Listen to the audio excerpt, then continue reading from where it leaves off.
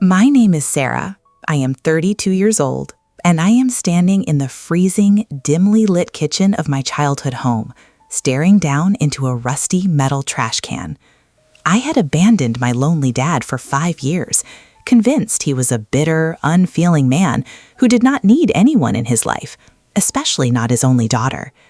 But as I pulled open the top of that black garbage bag, the sour smell of decay hitting my face, my entire world completely collapsed in on itself.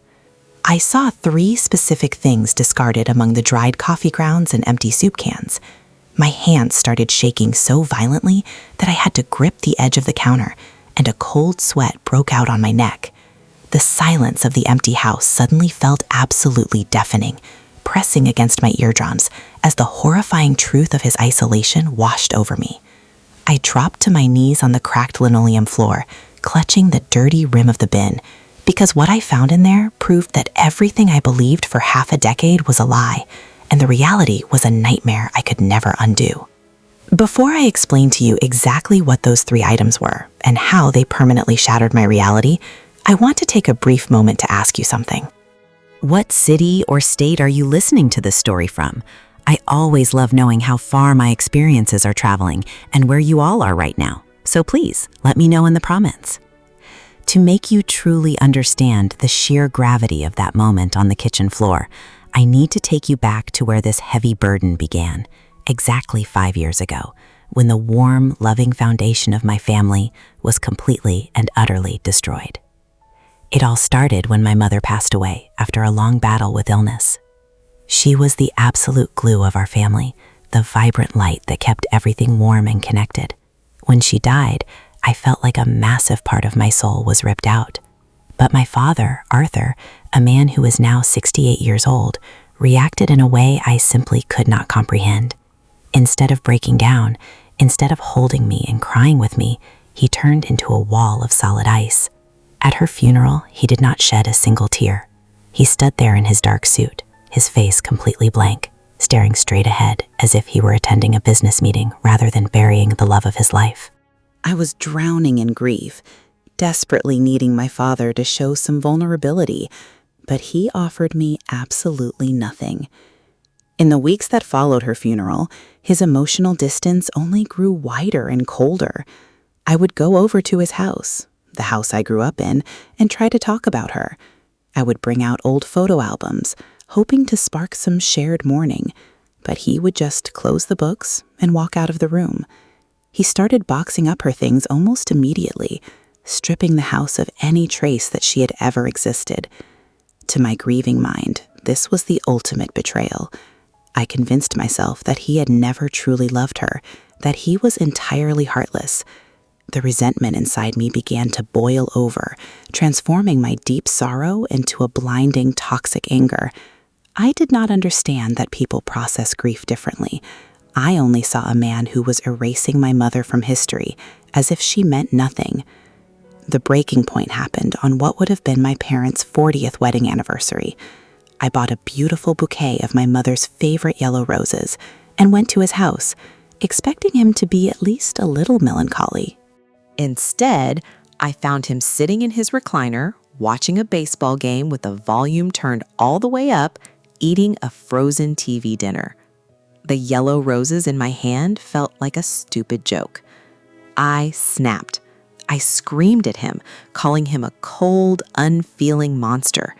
I told him he didn't deserve her and that I couldn't bear to look at him anymore.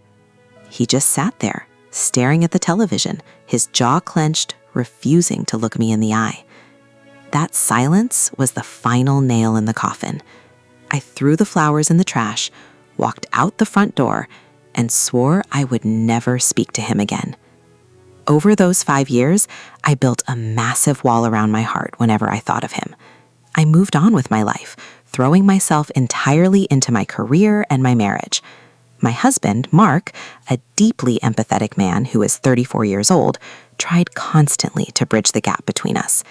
Mark would often sit me down on the edge of our bed, holding my hands, and gently suggest that I call my dad, especially around the holidays. "Sarah," he would say softly, "he is getting older. You don't want to live with this kind of regret." But I was too stubborn, too blinded by my own righteous indignation. I would pull my hands away and tell Mark that Arthur had made his choice, that he preferred to be alone. I completely ignored the few voicemails my father left me during the first year, eventually blocking his number entirely. I justified my cruel abandonment by telling myself that he was perfectly fine. I imagined him living his quiet, undisturbed life, happy to be free of the emotional burdens of family. I convinced myself that my absence was actually a huge relief to him. Whenever a pang of guilt would strike me, usually on his birthday or Father's Day, I would quickly smother it with the memory of him staring blankly at the television on that anniversary. I used my anger as a shield to protect myself from the deep, agonizing ache of missing him. I didn't want to admit that beneath my fury, I was just a little girl who desperately wanted her daddy to hug her and tell her everything was going to be okay. So I let the years slip by, one after another, letting the silence between us harden into thick, impenetrable concrete. The illusion I had so carefully constructed was violently shattered last Tuesday. I was at work, staring at a spreadsheet when my cell phone rang. It was an unknown number, but something compelled me to answer it. The voice on the other end was frail and shaky. It was our old next-door neighbor, Mrs. Higgins, a sweet woman who was 72 years old. She sounded frantic. "Sarah, honey, I am so sorry to bother you, but it's about your father," she said, her voice cracking. "I haven't seen him outside in weeks. The mail is piling up and his grass is overgrown. I knocked on the door, but there was no answer. I know you two haven't spoken in a very long time, but I am really worried. Something isn't right." My heart dropped heavily into my stomach. The concrete wall I had built around my emotions instantly cracked. Panic, raw and suffocating, seized my chest. I hung up the phone, grabbed my keys, and ran to my car without even telling my boss I was leaving. The drive to my hometown took 2 hours, but it felt like an eternity of mental torture. Every horrible scenario played out in my mind. What if he had fallen? What if he had suffered a heart attack entirely alone? The guilt that I had suppressed for 5 years rushed to the surface, choking me. I gripped the steering wheel so hard my knuckles turned white, tears streaming down my face as I broke every speed limit to get to him. The anger I had held onto so tightly suddenly felt incredibly stupid and childish. I was terrified that my stubborn pride had cost me the chance to ever see my father alive again. When I finally pulled into his driveway, the sight of the house made me physically sick. Mrs. Higgins was right. The lawn, which my father used to meticulously maintain, was a jungle of tall weeds. The paint on the porch was peeling, and the front windows were dark and covered in a thick layer of dust. It looked like a haunted house, an abandoned shell of the warm home I grew up in. My hands trembled as I took out the spare key I had kept on my keychain for 5 years, a secret hope I had kept even from myself. I unlocked the front door and pushed it open. The smell hit me immediately. It wasn't the smell of death, thank God, but it was the profound, heavy scent of neglect, stale air, and deep, unyielding isolation that had festered for years. I walked slowly through the hallway, calling out his name. "Dad? Dad, are you here?" My voice echoed off the bare walls. The house was freezing cold. The thermostat had been turned completely off. As I moved into the living room, the crushing reality of his daily existence began to reveal itself. The television was covered in dust. The only clean spot in the entire room was the worn fabric of his recliner, completely indented from where he must have sat for hours, days, maybe years on end. Beside the chair was a small side table, littered with empty cans of cheap soup and a mountain of unpaid bills. There were no pictures of my mother, but to my absolute shock, there were pictures of me. Everywhere I looked, there was my face. Every surface in my dusty living room held a framed photograph of me, my high school graduation, my college diploma, a candid shot of me laughing in the backyard when I was 20 years old. He hadn't boxed up the past, he had just boxed up the pain he couldn't handle, leaving only the daughter he had lost. I reached out and touched the glass of a photo from my wedding day.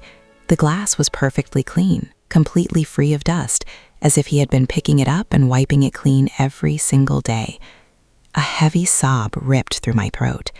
I had convinced myself he didn't care about me, but the evidence of his silent, agonizing love was screaming at me from every corner of this freezing, lonely room. But he wasn't here, and the silence was terrifying. Desperation set in quickly.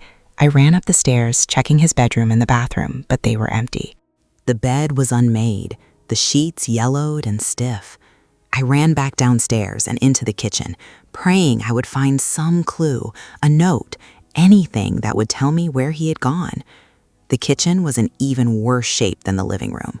Unwashed plates were stacked high in the sink, emitting a sour odor. The refrigerator was completely empty, save for a single bottle of water and a jar of expired mustard.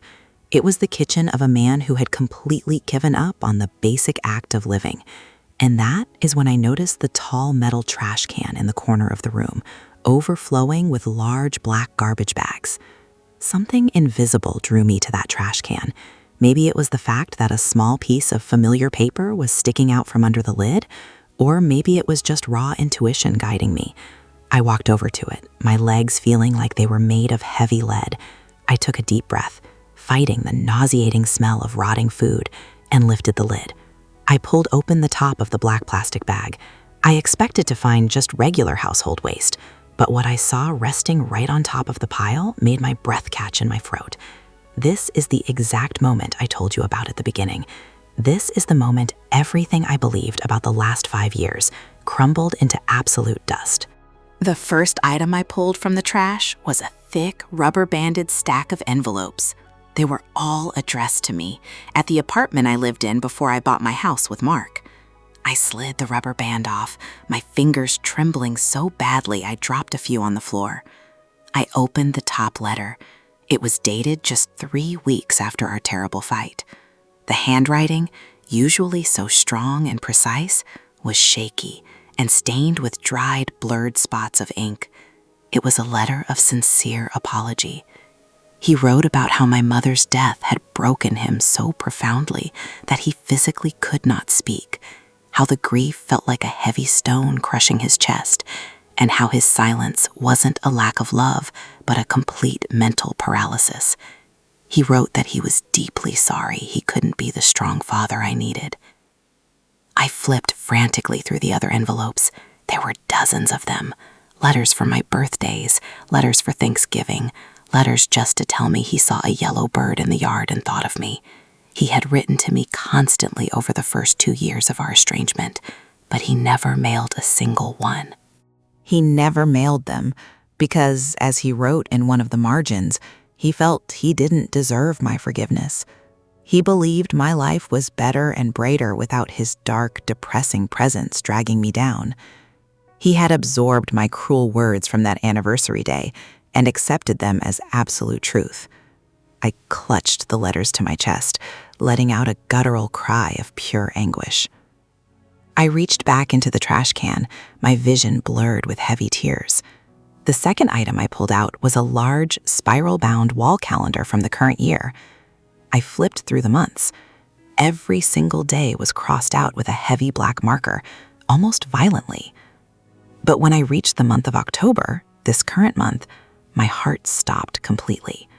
The date of my birthday, which was just 3 days ago, was circled over and over again in bright red ink until the paper was almost torn through. Next to the circle, written in tiny, fragile letters, were the words, "She is 32 today. I hope she is happy. I will stop waiting now. I am so tired." I stared at those words, "I will stop waiting now," and a wave of pure terror washed over me. He had held out hope, day after agonizing day, crossing off the calendar, surviving solely on the delusional dream that I might show up for my birthday. When I didn't, when the day passed in complete silence, something inside him must have permanently snapped. He had thrown the calendar away because there was nothing left to count down to. He had given up. The suffocating weight of his loneliness, a loneliness I had intentionally forced upon him as a punishment, had finally broken his spirit. I felt like an absolute monster. I had systematically killed his hope. Sobbing uncontrollably now, I reached into the garbage bag one last time, my fingers brushing against a thick manila folder. I pulled it out. It was a medical file from a local oncology clinic. The name on the tab was Arthur's. I opened it with frantic, clumsy hands. The papers inside detailed a diagnosis of aggressive pancreatic cancer, dated almost a year ago. I scanned the doctor's notes, the medical jargon swimming before my eyes, until I found the prognosis. Terminal, 6 to 8 months without treatment. And below that, a signed refusal of care form. My father had known he was dying for an entire year, and he had deliberately chosen not to fight it. Tucked inside the back pocket of the folder was a small, handwritten note on a prescription pad. It wasn't addressed to me, but clearly written as a reminder to himself. It read, "Do not tell Sarah. She is building a beautiful life. Do not force her to watch another parent die. Let her remember you as the bad guy. It is easier to let go of someone you hate." I gasped, physically doubling over in pain as the words punched the air out of my lungs. He hadn't just accepted my hatred. He had weaponized it to protect me from the trauma of losing him to cancer. He chose to die alone, in agonizing pain and isolation, just to spare me the heavy burden of grief. I collapsed onto the kitchen floor, surrounded by the letters, the calendar, and the medical file. I screamed his name into the empty house, begging for a second chance, begging for him to walk through the door so I could fall at his feet and beg for his forgiveness. But the house remained completely silent. I had to find him right now. I pulled out my phone, my hands shaking so badly I could barely unlock the screen, and called Mark. When he answered, I was hyperventilating. "Mark," I choked out. "He's dying. Dad is dying, and I don't know where he is. The house is empty." Mark, always the calm in my storm, told me to breathe and immediately started calling local hospitals and hospices while I ran to my car. 10 minutes later, Mark called me back. He had found him. My father had been admitted to a county hospice facility just 2 days ago, the day after my birthday. A neighbor had seen him collapse on the porch and called an ambulance. I slammed my foot on the gas pedal, speeding toward the hospice center on the edge of town. The entire drive, I prayed for just 5 minutes to look him in the eye and tell him I loved him, to tell him I read the letters, to strip away the horrible lie we had both been living for half a decade. I ran through the sliding glass doors of the hospice facility. I ran to the front desk, tears streaming down my face, and demanded to see Arthur. The nurse looked at her computer screen and then up at me with a sadness that made my knees weak. "Are you Sarah?" she asked softly. I nodded frantically. "He has been calling for you," she said, guiding me down the hallway. "But I need to warn you, he is very weak. The cancer has spread everywhere. He is slipping in and out of consciousness. You need to prepare yourself." I pushed open the door to room 114. In the center of the sterile room lay my father, his body wasted away to a fragile shell. I fell to my knees beside his bed, taking his cold hand. At my touch, his cloudy eyes fluttered open, a tiny spark of recognition lighting up. "Sarah," he whispered, his voice like dry leaves. "You came." I pressed his hand to my wet cheek. "I'm here, Dad. I saw the trash. I read the letters. I know why you did it, and I am so sorry." A single tear rolled down his hollow cheek. "I wanted you to be free," he gasped. "Nothing to forgive, my beautiful girl. My birthday wish came true." He passed away peacefully just hours later, holding my hand. Looking back on this tragedy, the lesson was carved into my soul. Anger is a deceptive mask that silently destroys our lives. I lost 5 years with a man who would have moved mountains for me, all because I refused to understand his silent pain. Every day, I look at that wooden box of letters on my nightstand, a heavy reminder to never let pride dictate my relationships. I want to ask you, looking at the people you might be holding anger against, would you have done the same in my place, or would you have walked back through that door sooner? Don't wait until all you have left are items in the trash. Until the next story.